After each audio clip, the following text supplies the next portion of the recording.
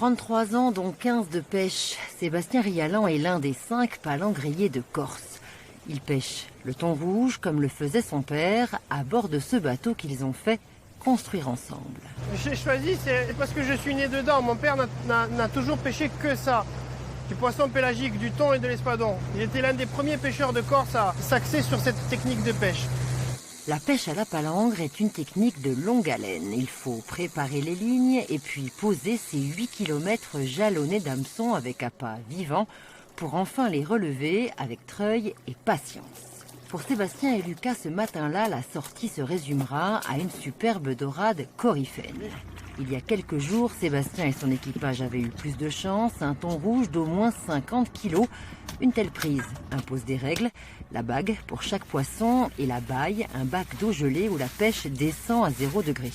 Le contrôle à quai est systématique.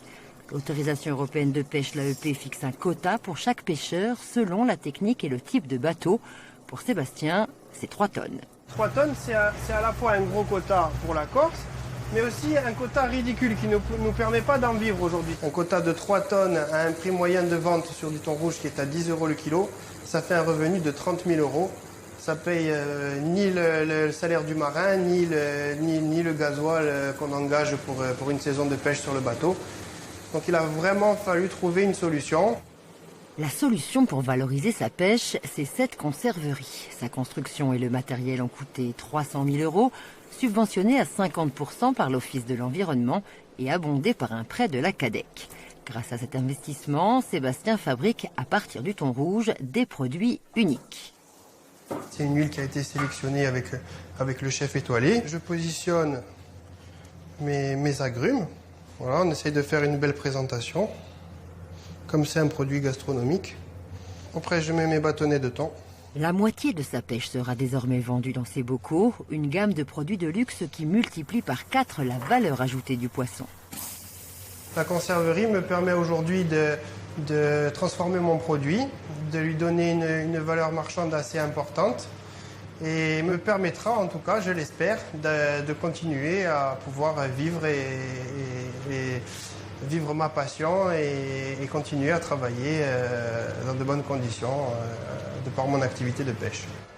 Le pêcheur conserve des clients pour le thon frais comme ce chef étoilé de Saint-Florent.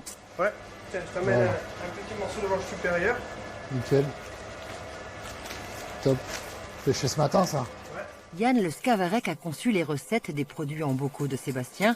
Le thon rouge de Corse l'inspire et ça tombe bien, dans son établissement il fait fureur. Le thon aujourd'hui à la carte, là actuellement, il y a 2 préparations, une en entrée froide et celui-ci en plat chaud. Après, il m'arrive même de faire une suggestion avec le jour, tout dépend du morceau que je vais travailler en fait. Et après, c'est un produit qu'on vend relativement bien, je pense que ça va fait partie du top 3 des ventes actuellement au restaurant. Menacé par la surpêche dans les années 90, le thon rouge de Méditerranée bénéficie d'un plan de protection drastique et efficace. Aujourd'hui, la population en âge de se reproduire est 4 fois plus importante qu'en 1950.